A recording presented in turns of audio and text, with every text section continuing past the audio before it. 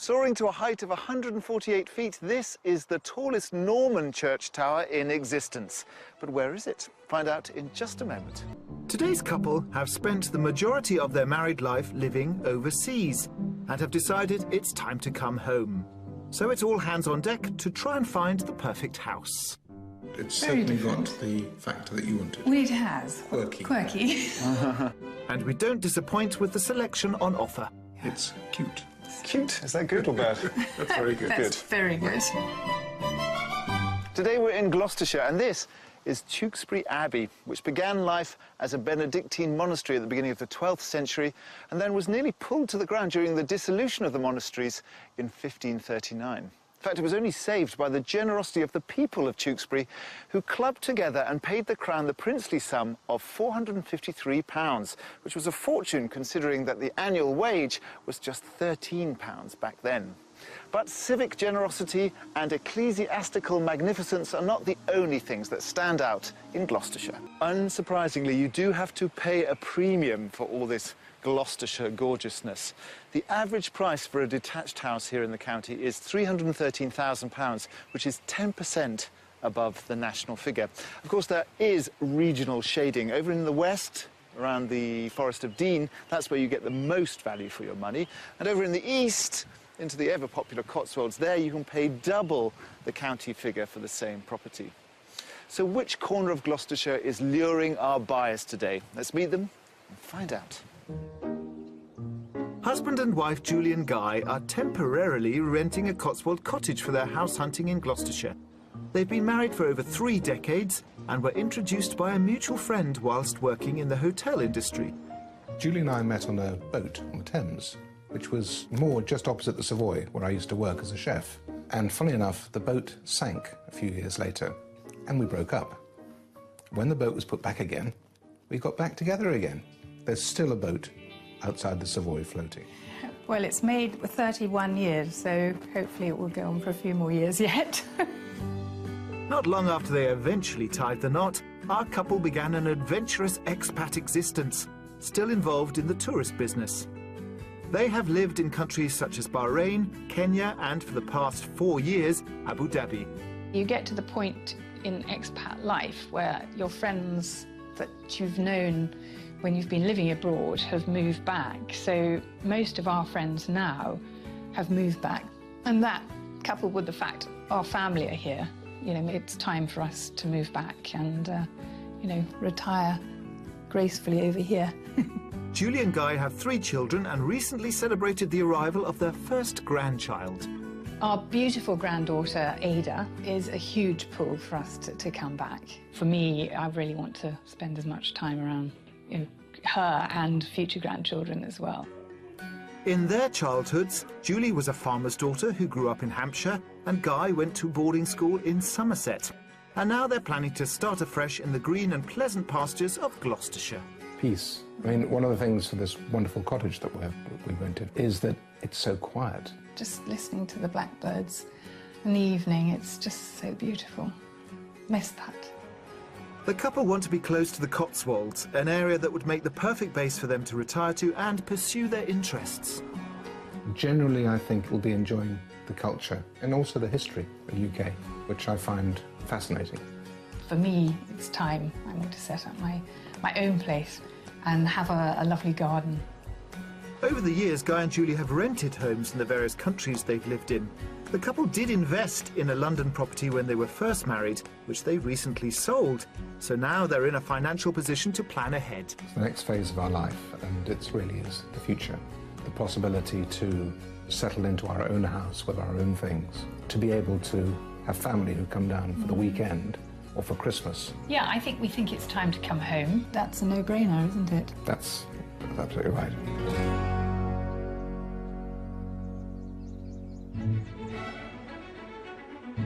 Guy and Julie love the theatre and festivals, so in an ideal world, they would like to be within half an hour's drive of cultural connections in Cheltenham, Gloucester or Stroud, but based somewhere rural enough for the lifestyle they want.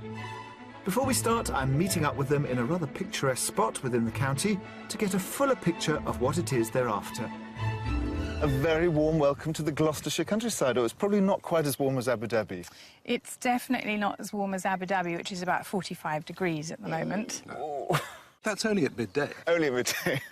So is it nice to come back? Is this what you've been dreaming of? Yes, it's fantastic. I mean, just to look around at the countryside here is amazing. Hear the bird song and see the vibrant colours. It's just so beautiful. And tell me about the house that you're looking for. What sort of spec is it going to have? We'd love, I think, 4 bedrooms, a nice family kitchen and a garden, a good garden, not huge, but I love gardening and I love flowers, so that's quite important for me as well. And what about the location? Where do you want to live? It's probably just outside a village. We'd like to be near, you know, major city or town that's got theatres, because we both love theatres, so that's quite important to us. So what about the architectural style of the house and the age? I don't mind if it's quirky, but inside I'd like the balance between old and modern, so nice sort of modern finishes. And it's got lots of wisteria on the wall. Right, OK. And this, in some ways, is really is our dream property, because we've always lived in other people's houses. We've always had to rent by nature of the job. So we've moved houses at 11 times. Yes. I think this will be the 12th. And we want this to be the last. Yeah, I can understand that.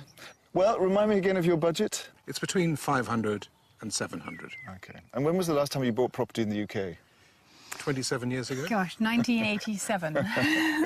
So have you been keeping an eye on the prices? Do you know how much things cost these days? We do roughly, yes. So we've got a rough idea. I think top end will be 700,000. Well, we're ready to show you some houses. We've got some lovely houses, and actually your budget's very healthy around here. So the only thing is you have to like them. So come with me and see if you do. Great. With a maximum budget of £700,000, our couple want a characterful property with a modern finish. Preferably, it should have 4 bedrooms and a large kitchen to accommodate visiting family, as well as a manageable garden with wonderful country views. We've selected some real gems to tempt both our buyers, but neither of them will find out how much each property is on the market for until they've completed their tour. Finally, we'll be powering our way towards the mystery house, which might turn our couple's heads and grind out a fantastic result.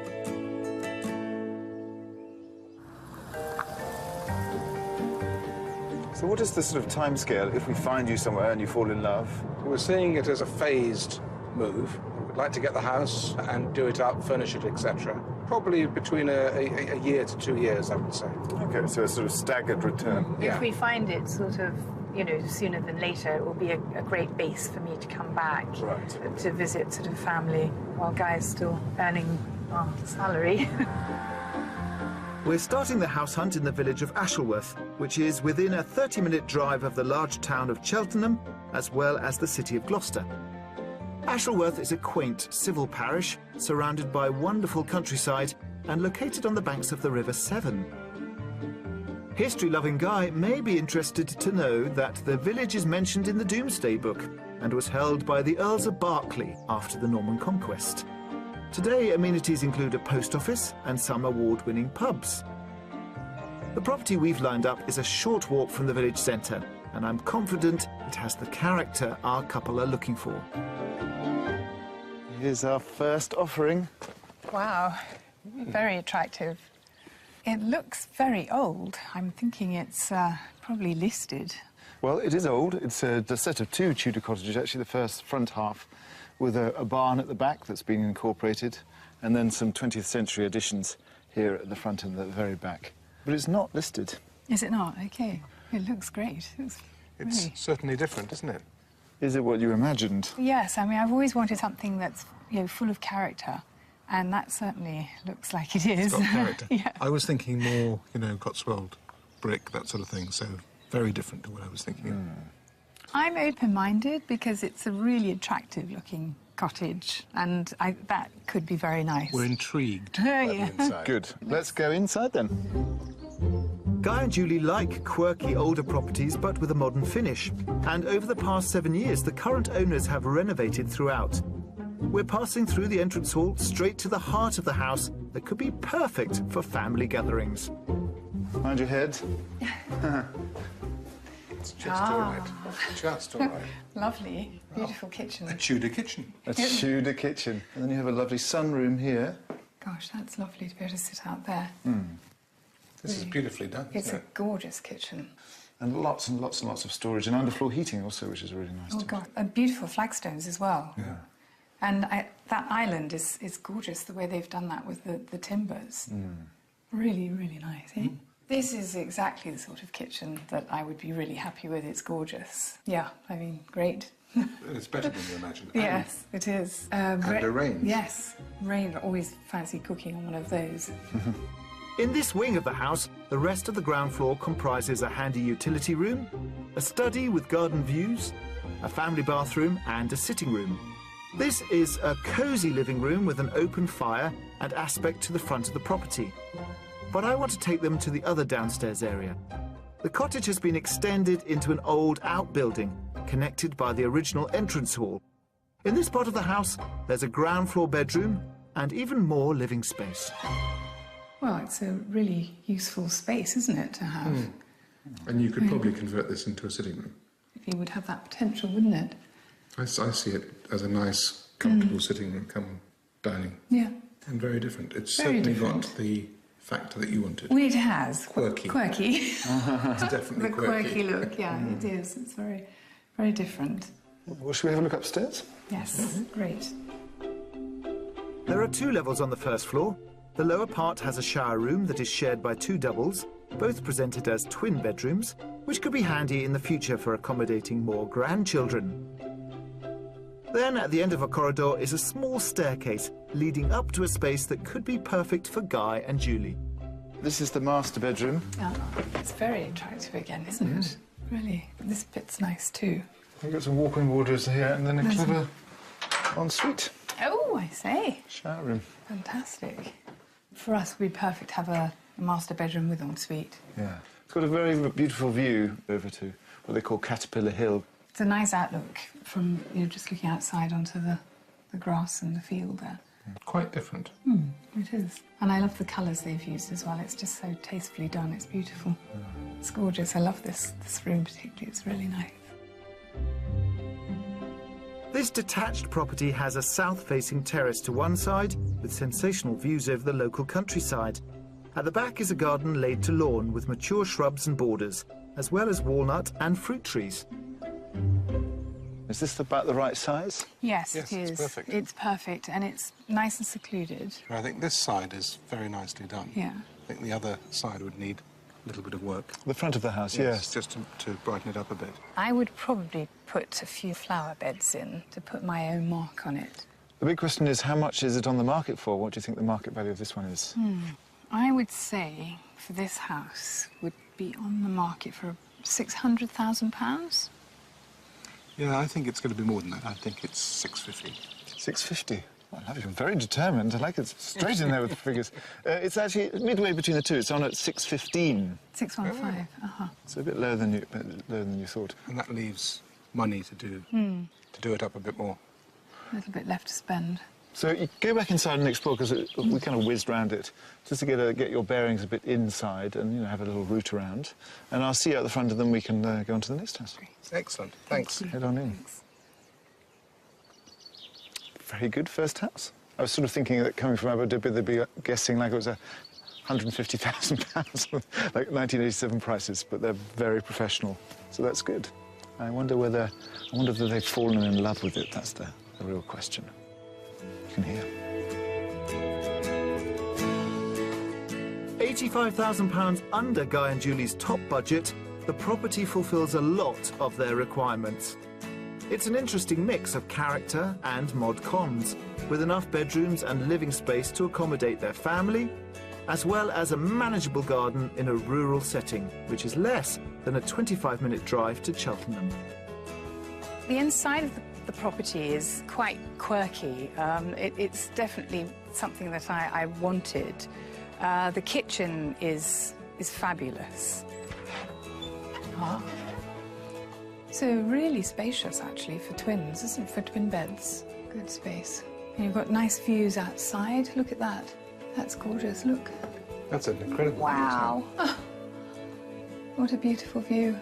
It's a very good start, and certainly the sort of thing that we're looking for. So, marks out of 10? 7? I think you'd be right to just brighten the front up here. It's Yeah. a bit of a car park at the moment, isn't it? It is. It's sort of not really a garage area, and it's not really a garden, so it needs a lot more. You do need some projects. Yes, absolutely. And this property certainly has legs. It has. Good. It's been beautifully restored. Good. Well, so have we, and we've got to use them to get to the next property, so follow me.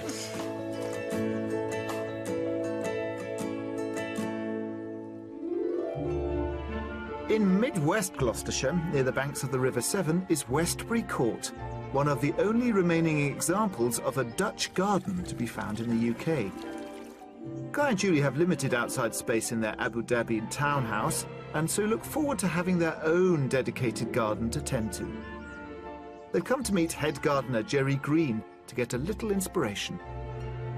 Hello, I'm Jerry. Hello, nice to meet you. For over 300 years, Westbury Court belonged to the Colchester family, who were landed gentry, and the garden was designed by Maynard Colchester I in 1696. What's the story of the Dutch inspiration? Well, in sort of the late 1600s, we had a king and queen called William and Mary that moved over from the Netherlands to Hampton Court and laid out a beautiful garden there. And all the minor royals and ladies and gents of the country decided, because they supported them, they would redesign their gardens in the Dutch style. What makes a Dutch garden Dutch? It was what the English thought a Dutch garden should look like. For example, we've got 2 canals in the garden. They would never have that in Holland. They're too short of land, really. They would have water features like pools and fountains. But this was how the English thought a Dutch garden should look like. But it's mainly the utilitarianism of the garden. It's got to be mixed with fruit, flowers, vegetables and meat. The fish in the canals were to be eaten. We have a vegetable garden mixed in with the fruit and flowers, so it's the whole thing as one. In the 1960s, the Colchester family sold Westbury Court Manor to developers. The plan was to build new houses on the site, and the garden became neglected. Thankfully, in 1967, the local council and National Trust joined forces and purchased the land. The Trust quickly set about a restoration project and used an engraving from 1712 by Dutch artist Johannes Kip to keep it as authentic as possible. Well, these are our vegetable plots showing what was available and grown in the 1700s. Here we have asparagus, there is artichokes, the globe artichokes, and a very near relative called a cardoon. But all these were only sort of grown by the wealthy. A poor man could use the land that this takes up to feed his whole family for the year, whereas artichokes, asparagus and cardoons only have about a 5 or 6 weeks period that you can crop them, so it locks up a lot of useful land for a very small return. During the 17th century, it was widely believed that it was man who controlled nature, and this was particularly symbolised in the use of topiary, which is the practice of clipping trees and shrubs into ornamental shapes. Jerry has 225 pieces that need attention, and he's enlisted the help of our couple today. You can use the shears on both sides. Turning them upside down, you can go around a curve much easier than if they're that way on the flat. And you just follow the line of growth from last year. You can see last year's growth is a bit darker, so you know when to stop. Yeah. So, Julie, do you want to tackle the top? Yeah, I'll have a go. That looks like a bit of a challenge there. This is not a good idea. It's probably best to do it this way up, isn't it? Yeah. Okay. Get the curve on it. To structure the shapes, Jerry uses canes that also help provide a guide to work to. How does that look? Well, that's looking really good. Here you are, Guy. You need the practice. What you mean for when we have our own? Exactly. Okay. It usually takes a couple of years for the shapes and shrubs to establish, at which point Jerry removes the canes. Yeah, it's not too bad for a beginner. If I had my glasses on, I'd probably be able to do it better. There you go. What do you think of that? Well done. Well, hopefully this visit has shaped Julie and Guy's ideas for their new garden. But now it's time to get back to the house hunt and find them a property that's a cut above the rest.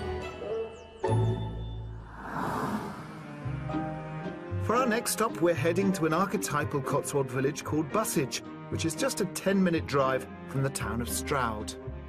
It's located on the fringes of Frith Wood and is full of the honey-coloured Cotswold limestone buildings that Guy particularly likes. The area should strike a chord with Julie too, as there are many livestock paddocks here, which may remind her of her rural upbringing. Amenities in Bussage include a public house and a village hall. The historic church is a local landmark and was consecrated in 1846 after being founded by Thomas Keble, a well-known 19th century Gloucestershire clergyman. I've got a good feeling about the next house we're going to see, as I think it may have the wow factor our couple are looking for. We're approaching this attractive house via a gravelled driveway that runs down the side of the property. As you can see, Guy, I've managed to find you a Cotswold stone cottage. Impressive. It is, it's gorgeous. I love the look of it from the outside. It's the cottage feel. It is, and that's exactly what I wanted. It's super. So this is 1830s, so it's like right at the beginning of the Victorian period, the end of the Georgian period. It's a quarryman's cottage, originally, because this was a quarry. Just in the middle there, you see the stone starts to change. Yep. So that is actually only 30 years old, this extension. It was originally a one-up, one-down cottage. So is this more in keeping of what you imagined? Yes, it is. It looks fabulous. It's very much the sort of outside look that I'd hoped for. Is that a Virginia creeper there? It is, but if you look... Is there a bit of wisteria Exactly. That's Woven... exactly what I was going to say. Exactly. Where is it? You see those like slightly like Those more... bits at the bottom. Yes, other leaf. Yeah. That's wisteria. Done deal. Do you need to go inside, or shall we just sign the cheque now? Yeah, let's just go for it now. Oh, go on. Let's have a look. Once again, this home has been tastefully renovated and incorporates old period features with a slick modern finish. We're entering through the double doors of the old cottage and making our way across the original exposed floorboards of the entrance hall to an important space for Guy and Julie. Step in to a super-duper country kitchen. Oh, my. Super. Lovely colour, too. And another range. And another range. Yeah, That proper looks like a old-fashioned. proper old-fashioned one, doesn't it? But what's good is you also have a regular hob and a conventional oven And a as well. conventional oven. I think it's perfect. I mean, the size is good. And the right colours. Right everything. colours. I love the layout. Yeah, it suits my taste completely, actually. Really nice. I'd like to show you the sitting room, which is very charming. Off the kitchen is the original dining room, which at the moment is being used as a playroom. Adjacent to this is a handy cloakroom. And as I'm leading them to the sitting room, I'm interested to know if they think this cottage provides enough space for all the family. You've got 1, 2, 3, 4, 5, 5 or 6 to seat. It's fine for a sitting room. And it's decorated in a way that probably we would look at similar sort of decoration. Yes, very much. And I think again, it's- to our again, it's very taste, tasteful. it's lovely. It would be a great place at Christmas, wouldn't it? It's got that lovely feel, cottagey, and lots of nice decorations. Well, I can and see that Christmas kitchen tree. working with Christmas, definitely. I know. Well, talking of Christmas guests, you'd have to put them to bed somewhere. And this house has 5 bedrooms. Ah, I thought the number of bedrooms might get a positive response. So we're heading upstairs to take a look. There are currently 3 that have been kitted out for children. A compact single and 2 decent doubles that would be great for any grandchildren. They all share a family bathroom. But on top of this, there is also a tastefully decorated ensuite guest bedroom. And lastly, the one I'm showing them. So this is being used as the master bedroom. oh my goodness. Lovely. What a beautiful room. I love the wallpaper in here. Just fits perfectly with, I mean, the curtains matching, it just... And Yeah, and that view, oh my, it's so pretty. I mean, it's not a conventional view, but it's just really different and very attractive. The thing about this house is that it's in a quarry. Yes. So Yeah. actually you don't get any Yeah, commanding views of the landscape. No, but they're just, but they're that, different. that is balanced by privacy. Yes. Quite. So I think it's worth it. Yeah. And then you've got a little ensuite shower room as well. They really have used the space. They really exceptionally have. well. Yeah, it's surprising because from the outside you don't expect it to be as big inside. Very nice. Yeah. It's cute. Cute. Is that good or bad? That's very good. That's very good. Excellent. It's exceptionally good. Great. But let's go out into the garden and talk about price.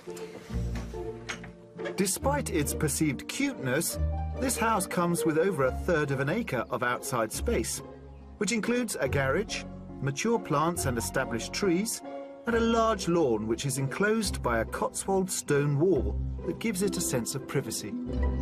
So, what do you think it's on the market for?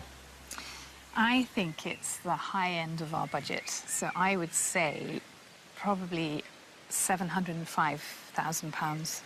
I think it might even be slightly more than that. It's probably 710, something like that. Very good. In this instance, you're both a little pessimistic. This is on the market just under your top budget, so this is on at 695. Ah, yeah. That's That's perfect. very, yeah, OK, where do we sign? very encouraging. That's what we love to hear. Go and explore inside, and then I'll meet you at the front. Will do. Thanks. Thank you. Cheers. At £5,000 under budget, I thought this house, with an interesting mix of period features and a contemporary finish, would excite Julie and Guy, and I wasn't wrong. They really liked the spacious kitchen, 5 bedrooms for accommodating visiting family, and the secluded quarry garden. The bonus is that Stroud and its cultural hotspots are just a 10-minute drive away. It's a fascinating property because it looks like it's a tiny cottage, and it's actually quite a large cottage once you get inside. There's no views, which is something that we would have preferred, but actually what you've got is an area which is totally protected and very little possibility of people overlooking your property. It's quite a plus, I think. So this is the old dining room. Ah, very nice. This could easily be made into a dining room again. Lovely looking out at that wall outside. Very pretty. It really is very nice. So I think that we'll have to think very carefully about this one. It would certainly be the sort of place that I could see us living and the family coming to visit. You know, there's quite a big wisteria under here. It's been rather smothered by this Virginia creeper. You know, I think you could actually restore this wisteria in quite a nice way because it's got this Virginia creeper growing over it. That could be your life's work. Yes, it could. Because if I could get wisteria all over the front, that would be a dream just come finish true. off the whole job, It wouldn't it? would. That's what we like to hear. But don't give up on the Mystery House. We've still got that to see tomorrow. Great.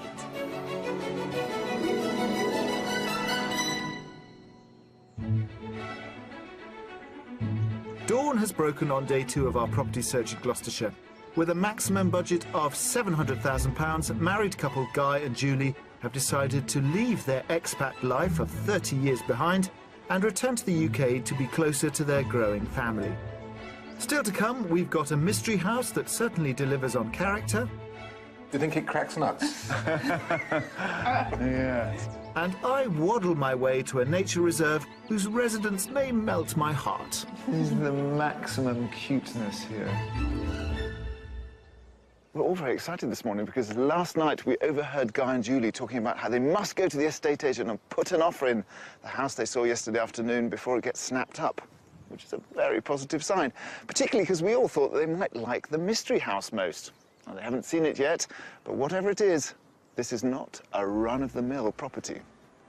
Or maybe it is a run-of-the-mill property.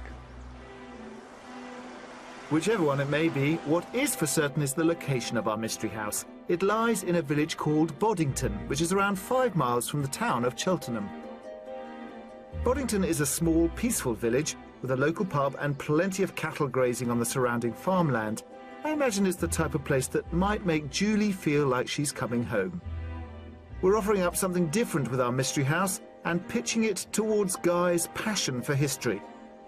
An old mill that dates back 5 centuries and has been developed over the years into a very interesting residence. Here's the mystery. A mill house? Indeed. So the original Tudor mill house is sort of hidden inside this Victorian shell. And so you can see all this brickwork and the slate and everything goes back to about 150, 200 years. But the actual kind of mill inside is Tudor. What's that wheel? Is that some... So these are the workings. The workings of the original mill are kind of scattered through the house, you'll see inside.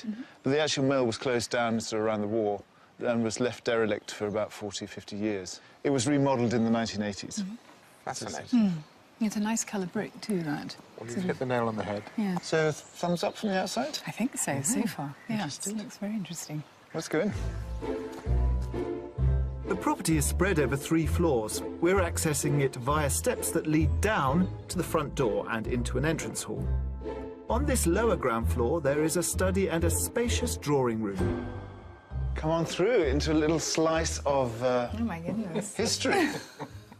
Amazing. The working, well, the wheel that was. Do you think it cracks nuts?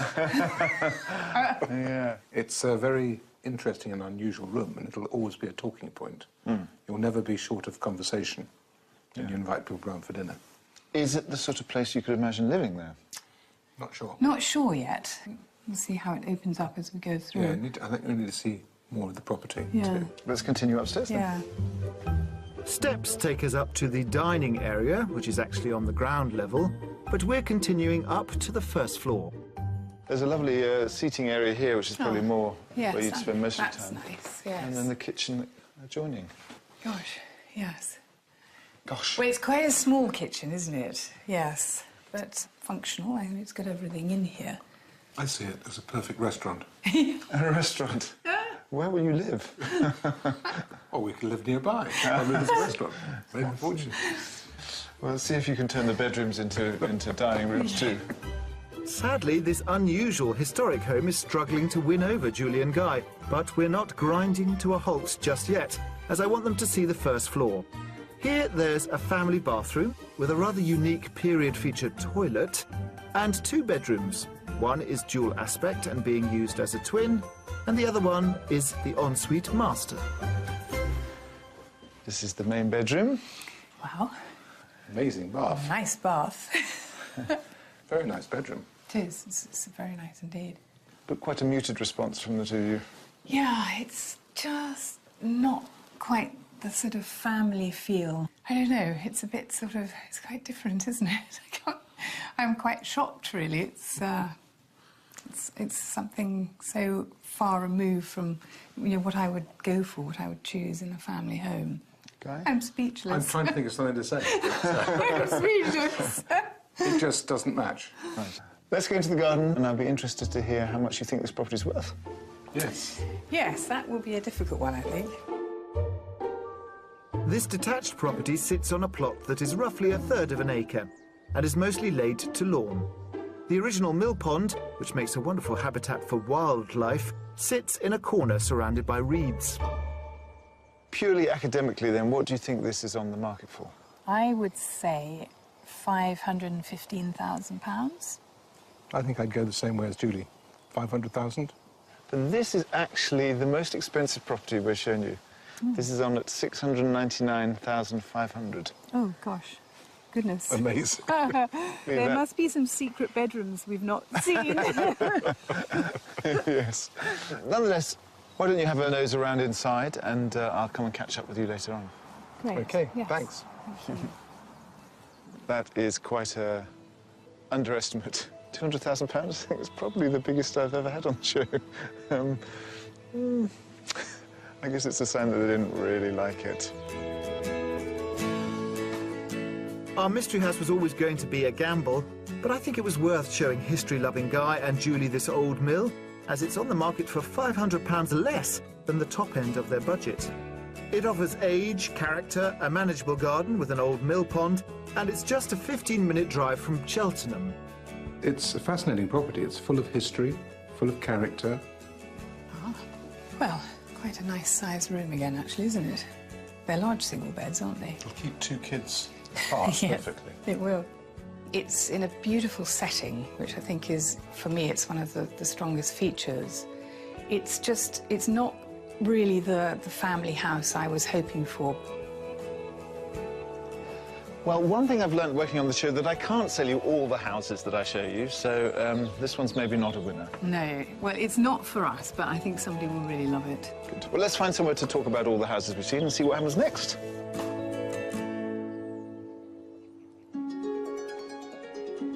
Not far from the Severn Estuary, in the southwest of the county, is the Wildfowl and Wetlands Trust's Slimbridge Centre.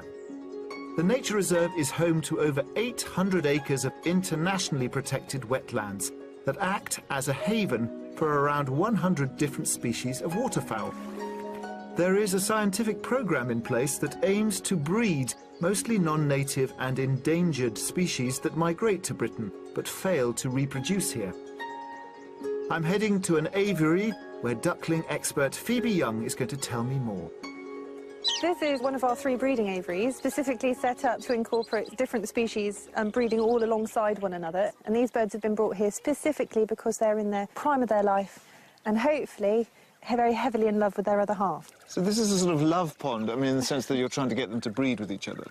Yes, that is the aim. How many of those actually breed in situ here, and how many do you have to look after?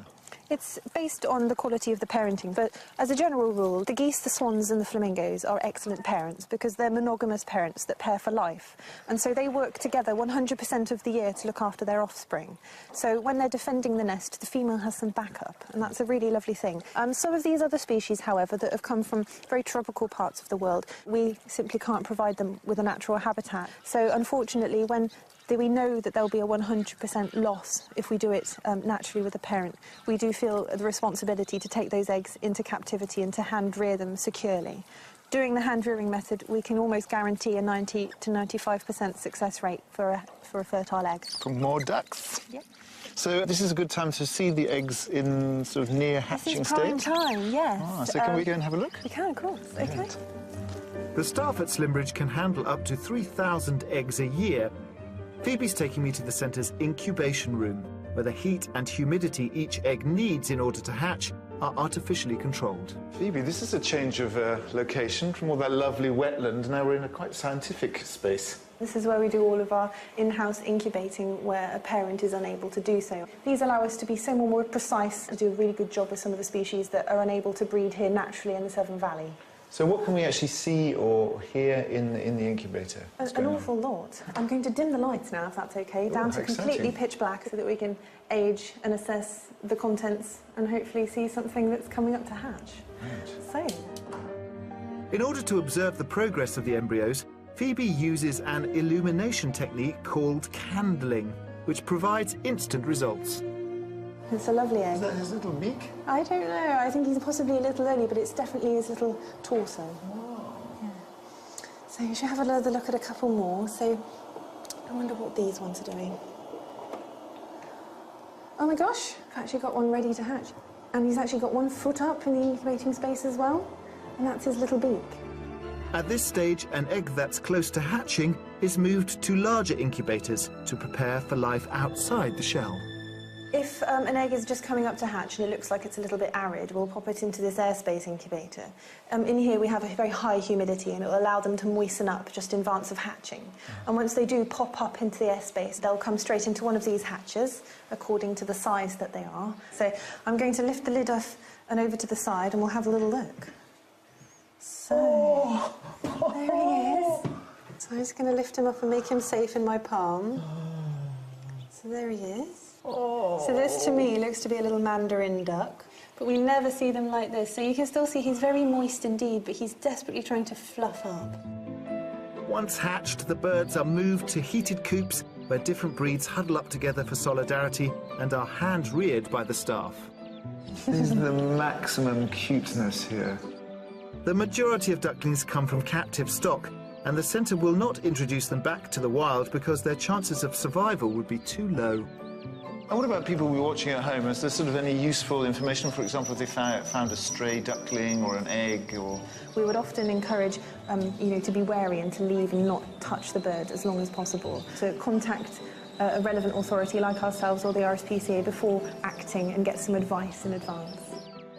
Well, thanks to the breeding programme and dedicated team at Slimbridge, the Gloucestershire landscape is safeguarding the future of exotic birds and endangered species from around the world. The English countryside and this beautiful summery weather has really been playing to our strong points with the properties, though I do think that the house in the quarry is a clear contender. So all that remains to see is what happens next with our lovely couple from Abu Dhabi. Will they buy? Let's find out. Abu Dhabi to Gloucestershire, how have we done? Have we been successful in house hunting for you? I think you may well have been. Excellent news. We've had a fantastic few days getting to know the area, and the house that we saw in the quarry was almost perfect. So I think that we may go a bit further with that one. Absolutely. It had almost everything right. The garden was the right size, the kitchen was exactly what I was hoping to find, and a nice selection of bedrooms. Often you get 85% of what you want or 75% of what you want. This had 95%.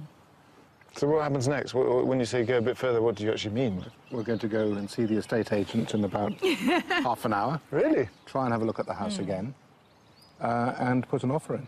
Wow, that is fantastic. Yeah, I think we want to just have a little bit of a look around the area as well. We'll try and do that this afternoon. And if we think it's right, we'd prefer to strike while the iron's hot, rather than wait and see somebody snap up something that we've actually found is almost perfect. Sure. So that kind of sets in motion a whole kind of grand return to the UK. How do you feel about that? Well, I'm very excited about that. It's something I've been looking forward to for a very long time. So, yeah, that can't come soon enough. Yes, it's true. Actually, as we've been going around, I've seen your face light up with you see the flowers and the English gardens and things. Well, we sincerely wish you all the best, and it would be just wonderful if you moved back and into that property. It really would. I know. I really hope so. Fingers crossed that it comes off. Thank you. Suddenly occurs to me that actually I don't know what the landscape in Abu Dhabi looks like. Desert, palm trees and skyscrapers, I assume, but it's definitely not like this. So I think we did a good thing, getting Guy and Julie back into this beautiful corner of England. And I really hope they buy that house, because it fitted them hand in glove. And I also hope that you join us next time for another equally successful escape to the country. Guy and Julie went for that second viewing and made an offer, but couldn't negotiate a price that worked for both parties, so their house hunt continues. If you'd like to escape to the country in England, Scotland, Wales or Northern Ireland and would like our help, you can apply at bbc.co.uk/be-on-a-show. Soaring to a height of 148 feet, this is the tallest Norman church tower in existence. But where is it? Find out in just a moment. Today's couple have spent the majority of their married life living overseas and have decided it's time to come home. So it's all hands on deck to try and find the perfect house. It's certainly got the factor that you wanted. Well, it has. Quirky. Quirky. And we don't disappoint with the selection on offer. It's cute. Cute. Is that good or bad? That's very good. That's very good. Today we're in Gloucestershire, and this is Tewkesbury Abbey, which began life as a Benedictine monastery at the beginning of the 12th century and then was nearly pulled to the ground during the dissolution of the monasteries in 1539. In fact, it was only saved by the generosity of the people of Tewkesbury, who clubbed together and paid the crown the princely sum of £453, which was a fortune considering that the annual wage was just £13 back then. But civic generosity and ecclesiastical magnificence are not the only things that stand out in Gloucestershire. Unsurprisingly, you do have to pay a premium for all this Gloucestershire gorgeousness. The average price for a detached house here in the county is £313,000, which is 10% above the national figure. Of course, there is regional shading. Over in the west, around the Forest of Dean, that's where you get the most value for your money. And over in the east, into the ever-popular Cotswolds, there you can pay double the county figure for the same property. So which corner of Gloucestershire is luring our buyers today? Let's meet them and find out. Husband and wife Julie and Guy are temporarily renting a Cotswold cottage for their house hunting in Gloucestershire. They've been married for over 3 decades and were introduced by a mutual friend whilst working in the hotel industry. Julie and I met on a boat on the Thames, which was moored just opposite the Savoy, where I used to work as a chef. And funnily enough, the boat sank a few years later, and we broke up. When the boat was put back again, we got back together again. There's still a boat outside the Savoy floating. Well, it's made for 31 years, so hopefully it will go on for a few more years yet. Not long after they eventually tied the knot, our couple began an adventurous expat existence, still involved in the tourist business. They have lived in countries such as Bahrain, Kenya, and for the past 4 years, Abu Dhabi. You get to the point in expat life where your friends that you've known when you've been living abroad have moved back. So most of our friends now have moved back. And that, coupled with the fact our family are here, you know, it's time for us to move back and, you know, retire gracefully over here. Julie and Guy have 3 children and recently celebrated the arrival of their first grandchild. Our beautiful granddaughter, Ada, is a huge pull for us to come back. For me, I really want to spend as much time around, you know, her and future grandchildren as well. In their childhoods, Julie was a farmer's daughter who grew up in Hampshire, and Guy went to boarding school in Somerset. And now they're planning to start afresh in the green and pleasant pastures of Gloucestershire. Peace. I mean, one of the things for this wonderful cottage that we rented is that it's so quiet. Just listening to the blackbirds in the evening, it's just so beautiful. Miss that. The couple want to be close to the Cotswolds, an area that would make the perfect base for them to retire to and pursue their interests. Generally, I think we'll be enjoying the culture and also the history of the UK, which I find fascinating. For me, it's time. I want to set up my own place and have a lovely garden. Over the years, Guy and Julie have rented homes in the various countries they've lived in. The couple did invest in a London property when they were first married, which they recently sold. So